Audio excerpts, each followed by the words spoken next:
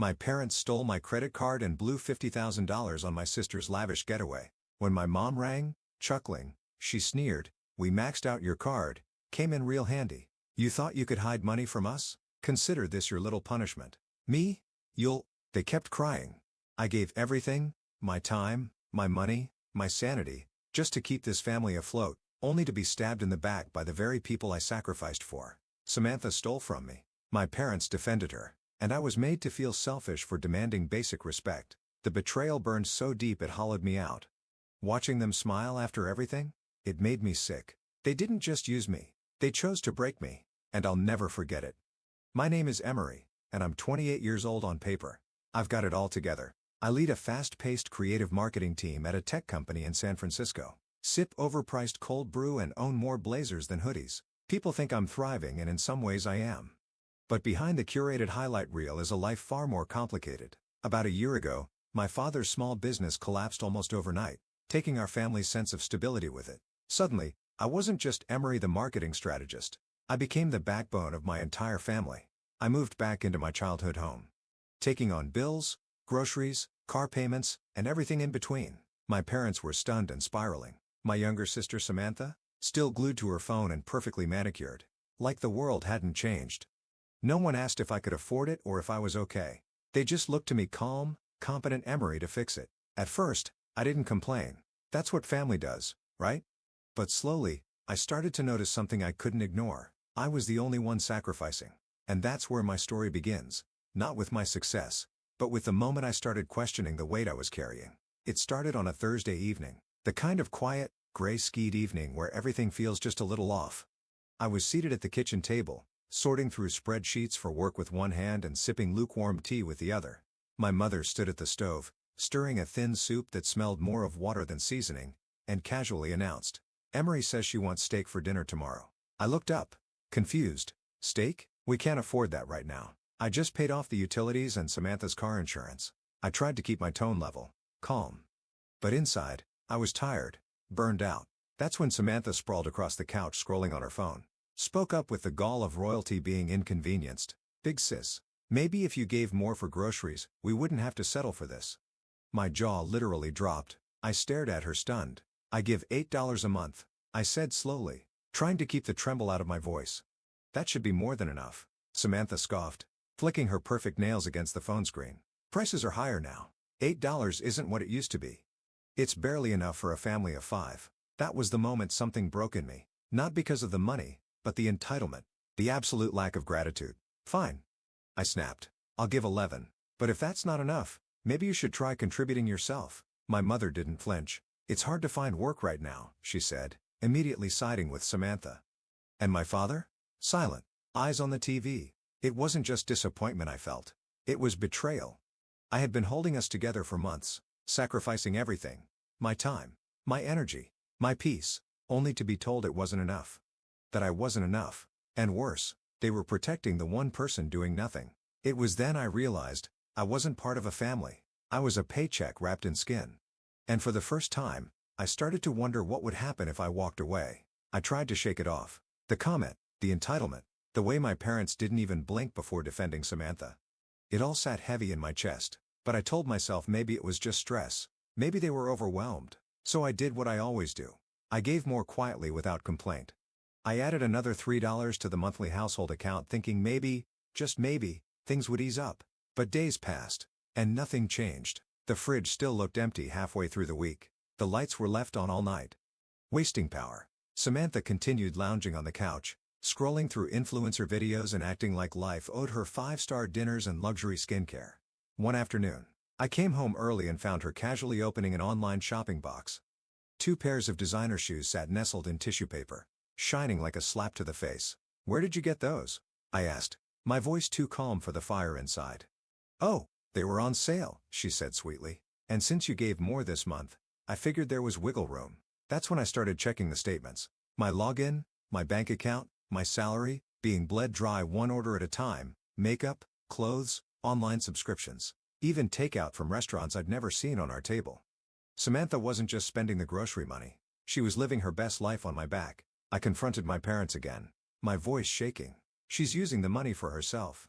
She hasn't bought groceries in 2 weeks. She helps around the house, my mom said with a shrug, not even looking up from her show. She carried a plate to the sink. I replied, staring at her. That's not help. That's existing. Dad grunted something about being fair and keeping the peace, but peace was the last thing I felt. I started to pull back. I stopped making their breakfasts. I no longer prepped Dad's lunch. I let the bills pile up without my hand smoothing them into order. And I waited. Samantha didn't notice. Neither did my parents until their show stopped streaming and the power bill showed red. That's when I made my decision. I would keep a roof over their heads for now, but they would feel the weight I carried every day. I would no longer be invisible. Because sometimes, silence isn't peace. It's the calm before a storm you never saw coming. I didn't say much at first. Not when the pantry emptied again. Not when Samantha smugly flaunted her new designer handbag, a gift from a friend. She claimed, as if we both didn't know where the money came from.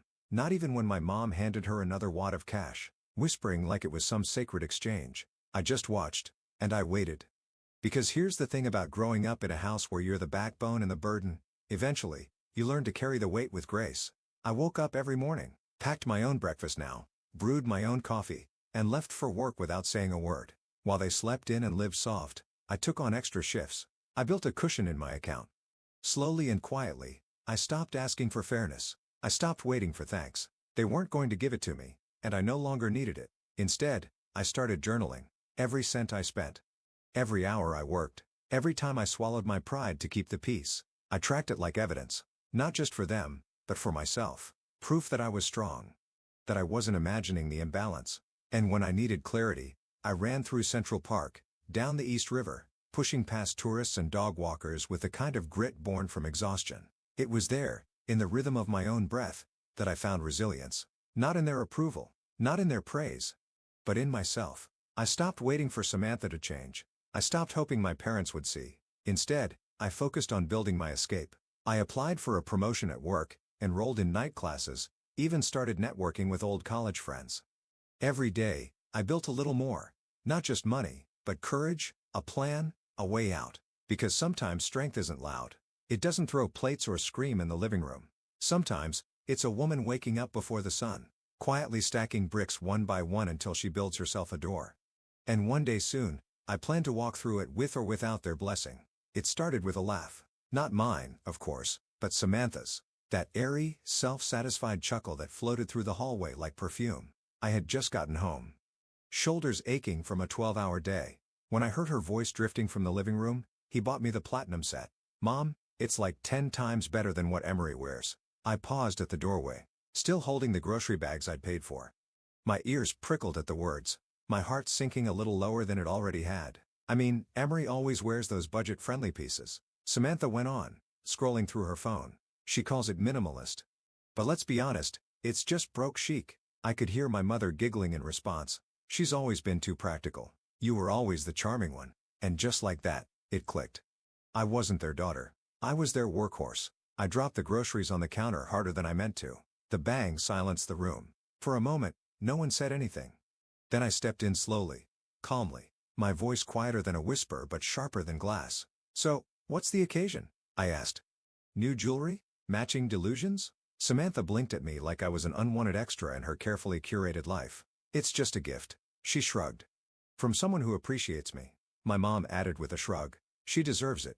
She works hard around the house. I almost laughed. Right. Carrying her dishes from the couch to the sink must be exhausting. I wasn't looking for a fight. But sometimes, the truth demands to be said out loud. What followed was the usual denials, deflections, gaslighting attempts. They painted me as jealous, sensitive, dramatic, but I didn't flinch. I stood there absorbing every petty word like armor being welded to my skin, because I knew the truth. I paid the mortgage. I kept the lights on. I filled the fridge they raided daily, and all they gave me in return was side comments and passive-aggressive praise for the daughter who hadn't held a job in 3 years. That night, I didn't yell. I didn't cry. I went to my room, closed the door, and opened my laptop. I pulled up a spreadsheet and started a new tab. At the top, I wrote one word in bold, exit, and then I began to plan. It was 2 p.m. on a Wednesday when I received the call that changed everything. Miss Emery, this is Lisa from Crescent Financial. We're calling about several flagged charges on your credit card, totaling over $130 in the past 5 days. Are you aware of these transactions? I nearly dropped my coffee. What? I asked, my voice tight. My hands trembled as I pulled open the bank app, my eyes darting through a parade of charges. Luxury boutiques in Maui, high-end restaurants, spa treatments, and even a private catamaran rental. My pulse quickened, but in my gut, I already knew. There was only one person in this family capable of such self-indulgence, and shameless enough to do it on my dime: Samantha. I called her immediately. Explain, I said coldly when she answered. Oh, come on, she chirped, unbothered. It's not a big deal. You weren't even using that card. $130 isn't a little accident. Samantha. She actually laughed. We're family. You always say we have to share. I just took the initiative. It was that final word, initiative, that set the fire blazing in me. For years, I'd been the dependable one, the provider, the one who carried this family like a silent mule while they sang praises for Samantha's charm. They dismissed my sacrifices as obligations, while her mediocrity was celebrated like royalty. But not this time. This time, I had proof, solid, undeniable proof of theft, irresponsibility, and betrayal, and I used it. I canceled the card, reported the charges, and had the account flagged for investigation. I even sent the voicemail Samantha left, mocking me and calling me cheap, straight to our parents in a group chat titled Reality Check. The fallout was swift. My parents were horrified, not just by what she did, but by what she said. For the first time, they couldn't defend her. The evidence was right there, and it was dripping with her entitlement. When they tried to call me, I let it go to voicemail. When Samantha sent me a whoops, my bad text with a winking emoji, I forwarded it to the credit card company as further evidence of her lack of remorse. Later that evening, I stood on my balcony, sipping a glass of wine while the sun dipped behind the skyline. My phone buzzed with frantic messages and excuses. I turned it face down and smiled. Finally, the scales had tipped. I wasn't just the one carrying the burden anymore. Now, I held the power, and it tasted like justice. That evening, when I walked through the front door, I expected silence or tension, maybe even guilt, but no. My parents were lounging on the sofa like nothing had happened. The TV was on, and the smell of microwaved popcorn hung in the air. My mother looked up and smiled casually. "Welcome back, Emery," she said, as if the last week hadn't imploded under the weight of betrayal. I didn't reply. I headed to the kitchen, needing space, needing clarity, but my father followed, leaning against the counter like he was waiting to have a heart-to-heart. "Did you really have to freeze the card?" he asked softly, disappointment lining his voice. "Samantha is stranded now. She's scared. She doesn't have any money." I turned slowly, unable to believe what I was hearing. She used my card without permission. She spent over $130 on luxury spas, fine dining, and designer shoes, and I'm the one who's gone too far. She didn't mean harm. My mother chimed in from the living room. She just wanted a break. She planned to bring souvenirs. Souvenirs? I stared at them, stunned. My chest tightened. Not with rage anymore, but something colder, sadder. The realization that they truly didn't see it. Not the theft. Not the manipulation. Not the years I've been carrying the weight of this family while Samantha floated on their blind affection. I reached into my bag and pulled out my phone. "You want to talk about harm? Listen to this." I played the voicemail. Samantha's voice crackled through the room. "Seriously, Emery? You canceled the card? I can't believe you're being so cheap. What are you even saving for? You're not married. You don't have kids. What else are you going to do with your money?" Silence. Finally, my father's expression changed. My mother looked away. "Still think I overreacted?" I asked quietly. No one responded. And for the first time in years, they were forced to sit with the truth, not mine. The truth, the one they'd ignored for far too long. That night, after everything had boiled over and the silence in the house grew louder than any argument, I stood at the kitchen window staring out into the dark. Something inside me had shifted. A quiet but undeniable resolve. I had been the backbone of this family for too long, carrying the financial load, swallowing my feelings, biting my tongue while Samantha spent and my parents enabled. But no more. The next morning, while the house still slept, I opened my laptop and began making plans. I pulled up an old message from an acquaintance, Ava, a real estate agent I'd met years ago during a work conference. She had once mentioned that the lot our house sat on had appreciated significantly. With shaking hands but a steady heart, I messaged her. "Is that offer still on the table?" Within hours, Ava confirmed, "Yes, and higher than before." Over the following week, I moved in silence. I arranged paperwork, spoke to lawyers, transferred the deed, and hired movers. Every detail handled like I was orchestrating a masterpiece. When my parents and Samantha returned from their impromptu shopping trip, bags in hand and grins plastered on their faces, they were greeted not by me, but by a bright red "for sale" sign staked in our front yard. The The look on their faces? Priceless. I've already sold the house. I said calmly over dinner that night. Our things are being packed as we speak. I've arranged a place for you to stay. With Grandma. In Ohio. Rent-free. She's thrilled to have help at her restaurant again. My mother's fork clattered against her plate. You did what? I took control. I replied simply. This house is in my name. Has been for years. Ever since Dad signed it over when I paid off the taxes. Samantha's face drained of color. You're kicking us out? No. I said, rising from my chair, looking each of them in the eye. I'm finally choosing myself. You all chose Samantha over and over. Now I choose me. That night, as I watched them scramble to understand what had just happened, I felt lighter, empowered, free. Because for the first time in years, I wasn't waiting for their approval, their understanding, or their gratitude. I had taken my life back, and it felt incredible. The morning after I sold the house.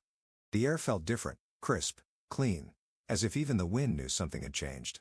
I sipped my coffee on the small balcony of my new apartment, letting the warmth wash over me. It was the first time in years I'd woken up without the weight of someone else's expectations pressing on my chest. There were no slammed doors, no backhanded comments about how hard Samantha worked by carrying dishes to the sink.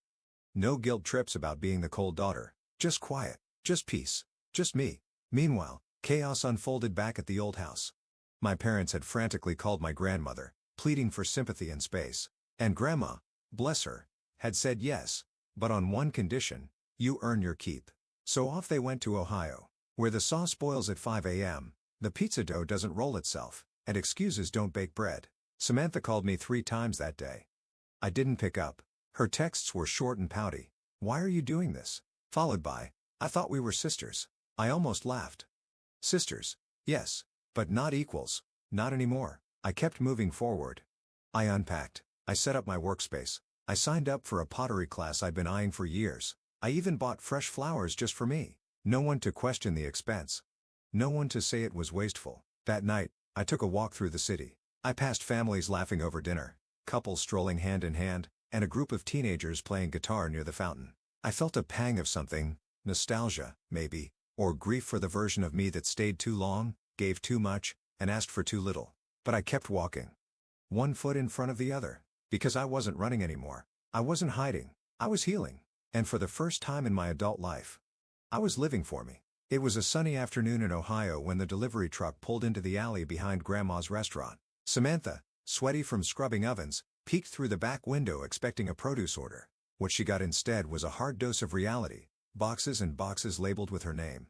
Dad's and Mom's, each filled with the belongings I'd packed and shipped from our former home. Taped on top of Samantha's box was a bright yellow envelope. She opened it with flour-dusted fingers, expecting a warm message or maybe a check. Instead, she found a credit card statement. Her card, highlighted in neon pink ink, $185. Across the page, I had written in crisp black marker, "Don't worry. I made sure every charge was traced back to you. Since it's in your name, the bank will expect payment from you. Good luck." Poetic, isn't it? Samantha had once laughed about using my credit card, shrugging off her recklessness like it was a joke. But now, as Grandma barked orders about cheese portions and uniform standards, and the debt collectors began to call her directly, the joke wasn't so funny anymore. Mom wasn't spared either. She opened her own box to find her luxury skincare kits now sealed and labeled "Donate." The gold-embossed dinnerware she insisted was for special guests had already been sold. I had donated the proceeds to the very soup kitchen Mom once mocked for smelling like onions. Oh, and Dad? He found a simple note in his box. No more packed lunches. Try learning to cook or ask Samantha. It was justice, sure, but not out of spite, out of balance. For every time they dismissed my sacrifices, for every moment they mocked my coldness while draining me dry, they now had a mirror held up to their choices. And Grandma, sharp-eyed and silent as ever, knew exactly what I had done. She didn't say a word about the credit card bill or the boxes. She simply nodded once when I visited and handed me a warm slice of pizza with extra mozzarella. "I taught you well," she said quietly. It wasn't revenge. It was a reckoning. And Samantha, Mom, and Dad? They were finally paying the bill they'd been racking up for years. Poetic justice. Served hot. Just like Grandma's pizza. For weeks after the truth unraveled, I kept my distance. I watched from the quiet of my new apartment, breathing in the calm I had fought so hard to earn. No frantic knocks on my bedroom door. No guilt-laced questions about grocery money. No tiptoeing around my sister's tantrums. It was a freedom so unfamiliar. It felt like luxury, but slowly, a strange silence crept in. Not the kind that suffocates, but the kind that makes you think. It was during one of those long evenings, curled up on the couch with a cup of chamomile tea, that my phone lit up. A message from Grandma, Emery. I know your heart is tired, but I wanted you to know, your parents are trying. Samantha too. There's still a long way to go, but they're starting to understand. I stared at those words, my mind circling around them like a cautious cat. Trying? Understanding? Were those even real possibilities? Part of me wanted to dismiss it, but another part, deeper, quieter, wanted to believe. So I called her. And as her warm voice filled the line, telling me how Samantha had started learning real recipes, how Mom had cried the first time she folded clean laundry with care, and how Dad, yes, Dad, had finally apologized for the shoulder massage's excuse, I felt something shift in me. Not forgiveness. Not yet, but a softening. Maybe people really could change. Maybe this time, the lesson stuck. That night, I stood by the window looking out at the city lights. I thought of Samantha chopping vegetables under Grandma's watchful eye, of Mom sweeping the restaurant floor, of Dad handing out pizza slices with a genuine smile. And for the first time, I didn't feel anger at the thought. I felt curiosity. Could we rebuild something real? I didn't know yet, but I was willing to take the next step toward finding out. One small, cautious step at a time. It was a crisp spring morning when I finally stepped off the train and onto the familiar platform of my hometown. The same bricks, the same creaky benches, but somehow, everything felt different. Lighter, stronger. I walked with purpose toward Grandma's restaurant. The smell of baked garlic and fresh basil wafting through the streets like an old friend. Inside, the place buzzed with energy. Laughter from the kitchen, pots clanging, orders being shouted, and there they were. Samantha stood behind the counter, hair tied back, flour dusting her sleeves. She looked up, eyes wide with surprise and something else, respect. Mom wiped her hands on a dish towel, lips parting in disbelief. Dad dropped the pizza paddle mid-spin, but there was no drama this time. No grand speeches. Just a long, quiet moment where we saw each other, truly, for the first time in years. Emery, Grandma called from the back, her voice rich and steady. Grab an apron. I smiled. Not because I had to, but because I wanted to. We worked side by side that day, kneading dough, tasting sauce, folding menus. And for the first time, it felt like we were building something real, not out of guilt or debt, but out of growth, of change. That night, after the last customer left, Samantha handed me a simple card. Inside was a note in her handwriting, shaky but heartfelt. Thank you for teaching me what I didn't want to learn. I'm better because of you. I didn't cry. I didn't need to, because in that moment, I realized I had already won, not just freedom, but peace. Not just justice, but transformation. And not just for me, but for all of us. That was my triumph. And maybe, just maybe, our new beginning.